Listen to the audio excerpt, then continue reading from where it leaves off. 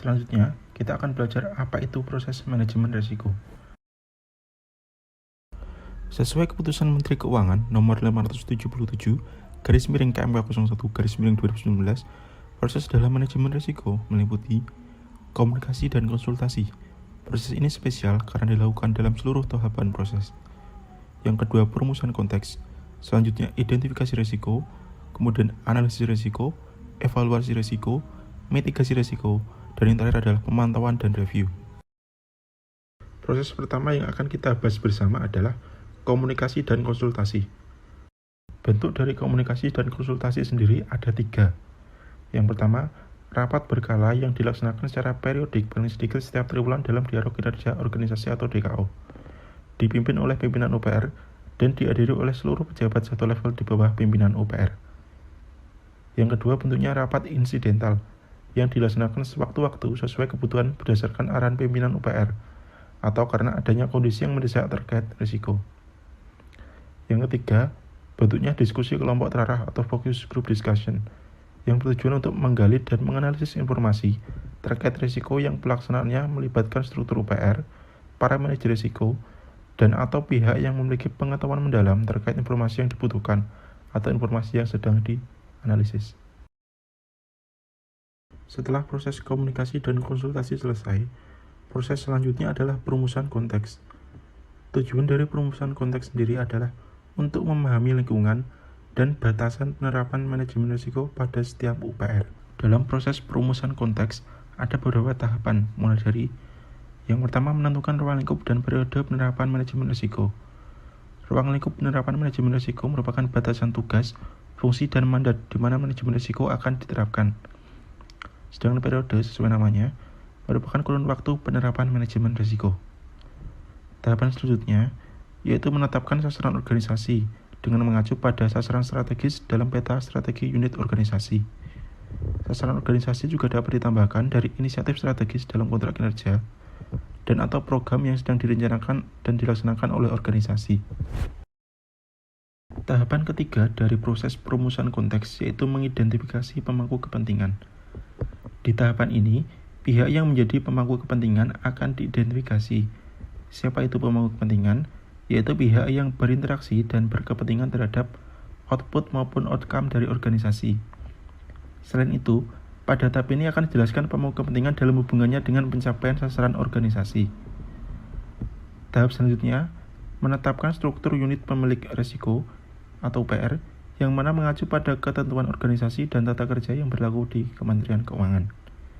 Dan yang terakhir adalah menuangkan hasil perumusan konteks manajemen risiko dalam formulir konteks manajemen risiko. Setelah proses perumusan konteks selesai, kita menginjak proses selanjutnya, yaitu identifikasi risiko.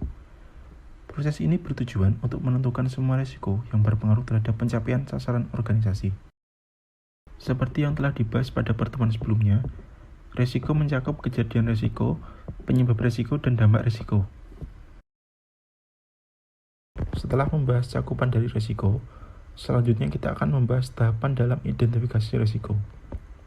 Yang pertama adalah identifikasi risiko dari UPR yang tingkatnya lebih tinggi, yang relevan untuk ditetapkan sebagai risiko UPR bersangkutan, atau istilahnya top-down. Mekanismenya sebagai berikut. Jika sasaran organisasi dan risiko UPR yang lebih tinggi ternyata relevan dengan UPR bersangkutan, maka sasaran organisasi dan risiko tersebut dapat ditetapkan dalam profil risiko. Yang kedua, jika sasaran organisasi UPR yang lebih tinggi ternyata tidak relevan, namun risikonya masih relevan dengan kita, maka yang ditetapkan dalam profil risiko hanya risiko dari UPR yang lebih tinggi tersebut, tidak termasuk sasaran organisasinya. Tahapan selanjutnya, yaitu identifikasi risiko berdasarkan sasaran organisasi UPR yang bersangkutan. Meliputi identifikasi kejadian, penyebab, dan dampak risiko. Setiap sasaran organisasi harus memiliki minimal satu kejadian risiko, dan satu kejadian risiko hanya dapat digunakan pada satu sasaran organisasi, tidak boleh digunakan pada sasaran organisasi yang lain. Tahapan ketiga adalah identifikasi risiko berdasarkan masukan atau profil risiko UPR level di bawahnya, atau istilahnya bottom up. Suatu risiko dapat dinaikkan pada UPR yang lebih tinggi apabila risiko tersebut memerlukan koordinasi antar UPR yang selevel, sehingga memerlukan upaya yang lebih tinggi untuk mengakomodir. Atau resiko tersebut tidak dapat ditangani oleh UPR yang mengidentifikasi, sehingga perlu dinaikkan ke yang lebih tinggi. Tahapan terakhir dalam proses identifikasi resiko adalah identifikasi terkait inisiatif strategis atau proyek dilakukan sesuai lingkup dan durasi pelaksanaannya. Dalam hal inisiatif strategis atau proyek berdurasi kurang dari 1 tahun, maka resiko diidentifikasi sesuai dengan rencana pelaksanaan dalam periode tersebut. Tapi, kalau proyek berdurasi lebih dari 1 tahun atau multi-years, maka resiko diidentifikasi setiap tahun sesuai dengan rencana pelaksanaan tahunan proyek tersebut. Kemudian, resiko atas inisiatif strategis atau proyek, jika berdurasi paling sedikit 6 bulan, maka resiko tersebut dituangkan dalam profil resiko UPR.